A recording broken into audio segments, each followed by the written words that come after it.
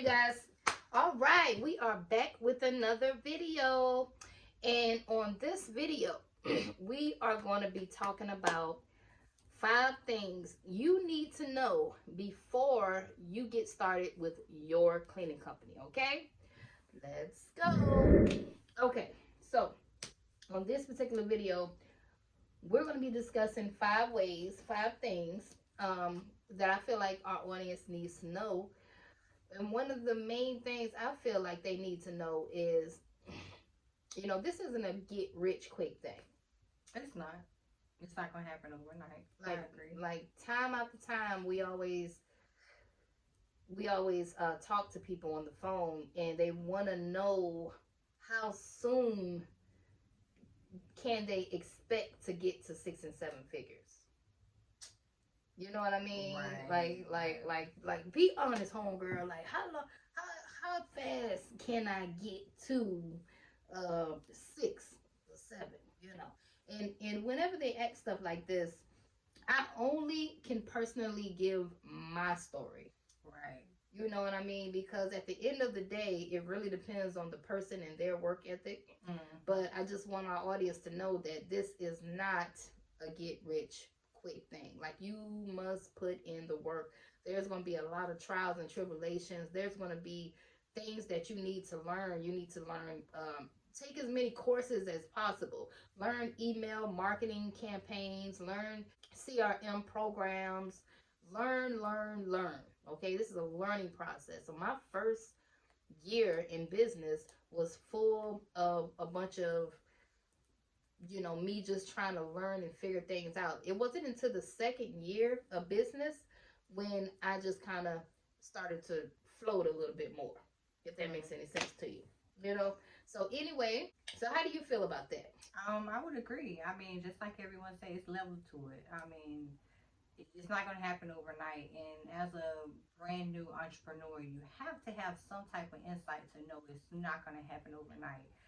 Just like with anything, that you do in life, to graduate high school, it doesn't happen within 2 days. You have to go through 12, I think, 12 years of high school. Mm-hmm. No, 12 years of school. Right. Then when you're trying to get a degree, you still got to go through multiple years before you get that diploma. Right. That certificate. So you got to go through and do the work, basically, is what she's saying. And I would absolutely agree. You definitely just have to stay determined, and you got to get out and just work your accounts, do what you got to do so you can make it to that 6 figure mark. Don't get lazy and think that, everybody has to do it for you type of thing. Got to do it yourself. So I would agree. Okay. So number 2 on my list happens to be, you don't need an office.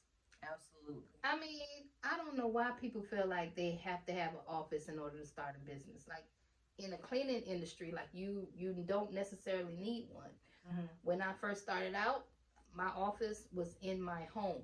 Matter of fact, it was in my bedroom. So I had an office inside of my bedroom. I had a little desk with a computer and a printer on it, and that was my station, my workstation. You know what I mean? So, and I mean, you don't need all this big extravagant stuff in the beginning when you don't have client number 1 and employee number 1.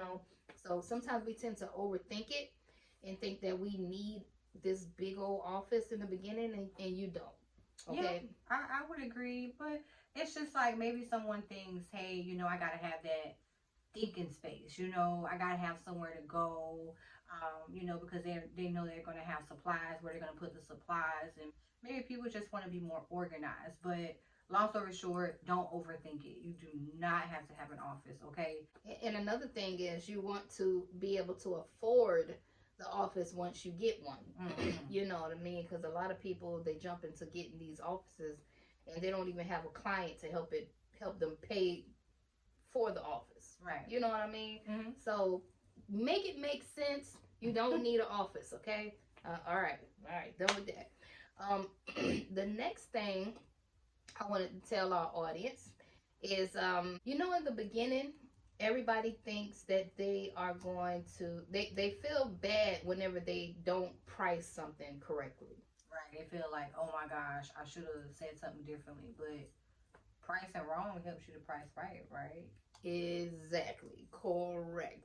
So if you guys price wrong, believe it or not, it will help you price correctly. Okay? If that makes any sense at all to you, just let it kind of sink in a little bit by you making those wrong. Because I'm telling you, it's been times when I went out there and I bid incorrectly. Like I might have did a house for like $200, and it took me me and my partner uh, 8 hours to clean it, and we didn't realize until we got on the eighth hour that this was a bad deal. Very. This was a really bad deal. We did a whole lot just to make $100 a piece because we had to split that.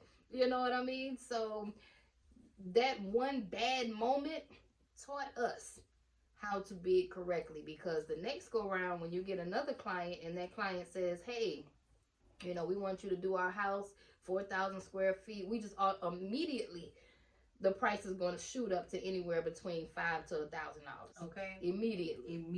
Because we knew how hard it was for us to get that done for when we made a mistake the first time. So just know, when you're not always going to know how to price correctly, and it's okay. It's completely normal. You are in the learning phases of your business, okay? Mm-hmm. So it's all right. You're not going to know everything.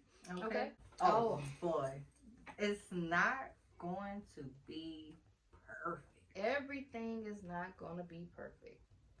I mean, sometimes we coach people and they're like, well, I'm still working on my logo, or I'm still working on my company colors, and it's been month after month after month. Like, you can't, like, come on, you gotta, at some point you gotta, let's go, we gotta go. We gotta get started. Don't feel bad if it's not perfect, because it's not going to be perfect. When I first started, I always tell people about my first company and my first logo for my first company. We changed it so many times. And even my second company, which is Tenacity Clean, we changed this logo twice. The first logo had a city in the background, and people were saying TENACITY Clean. And then I end up changing it to the girl that's running with the broom. But the reason why I always tell this story is I got started. I did not just wait for the logo to be perfect. I knew it wasn't perfect. I didn't really like the logo like that. But I went with it because I needed to get going still. And I said, I can always change it later on down the line, until I find the one that I really want to go with. Man, our podcast, like, we changed the name to that podcast so many times until we finally came up with the name that we want to stick to. So now we are working on a logo, but guess what? We are still recording the podcast. Yeah, we're still recording. We're not letting anything stop us. We're not letting the logo stop us. Right. Okay, so I know it's not going to be perfect in the beginning. It's never going to be perfect. It's true. We're still learning right now. It's Right. a lot of stuff. You learn every day with every new client that you get. You might think you know how to do something, but you really don't. So it's just like for an example. You know how with the navigation, you might know how to go to this specific location. Somebody else might know how to go to that specific location a different way. It's more than one way to get to the final destination.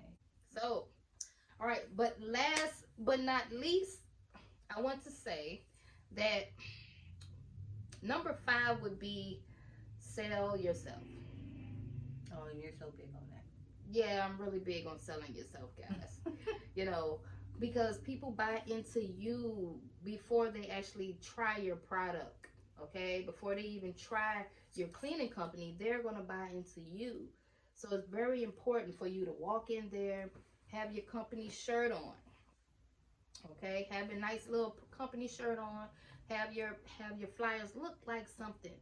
Talk like something. You want to be a 6-figure earner, talk like you're already a 6-figure earner. Okay, just, it's a mindset shift that you got to have. But people make people buy into you first. Okay, so sell yourself. You have to learn and get out of that shell, because a lot of people don't even know we are actually introverts. honey, because let me tell you, I don't like talking to people, but this job right here has given me a window to learn how to speak to others. Like, because I love helping people. I just don't, I kind of freeze up when I get around a lot of, a lot of people. But when you do sell yourself, it's like you have to let people know what they're getting. Um, just think about it. Take you for an example. You got a cleaner that's coming into your house, or if you have anything, if somebody's coming to fix your house, you're gonna want them to know what they're talking about. Because if somebody coming there and don't know what they're talking about, you're gonna be like, excuse me. Like if you go to the doctor's office, if the doctor over there talking about, not quite sure, but let me see, you're gonna be like, no, excuse me, you're gonna have a problem with it. So you just gotta know what you're selling, which is you. And once you sell yourself, people will gain that trust and be able to be like, you know what, I'm gonna give them a shot. And then sometimes, even if you messed up, they'll still be like, you know what, we're gonna give her a shot. Maybe she's nervous, they don't know what happened, but just All give in it a all, shot. you gotta jump out there and sell yourself. You know what I Mm-hmm. mean? And don't worry about being an introvert, because we are actually introverts, making ourselves, you know, go out there and just sell ourselves to our clients, our customers. You know what I mean? It's So actually fun. yeah, we've got became accustomed to it now. you know. So all in all, those are my 5 tips that you need to know before you get started with your cleaning company. Okay. Hope we was able to help somebody out in cleaning world. Okay. Thank you guys for watching. Until next time.